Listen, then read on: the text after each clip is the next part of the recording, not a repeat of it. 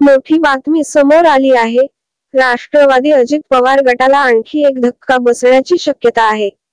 सोनाई उद्योग समूहाचे संचालक आणि पुणे जिल्हा परिषदेचे माजी सदस्य प्रवीण मुंढे पुढील 4 दिवसांत आपली भूमिका स्पष्ट करणार आहेत.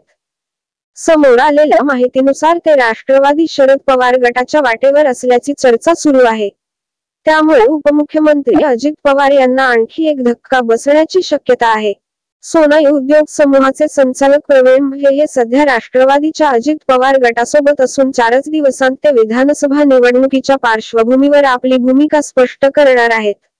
राष्ट्रवादीच्या शरद पवार गटाकडून विधानसभा निवडणुकीमध्ये यावेळी तरुण चेहऱ्यांना संधी मिळण्याची शक्यता आहे.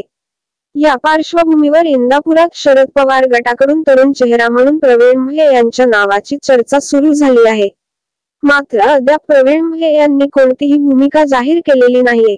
दुसरीकडे काही दिवसांपूर्वीच अजित पवार यांना मोठा धक्का बसला आहे.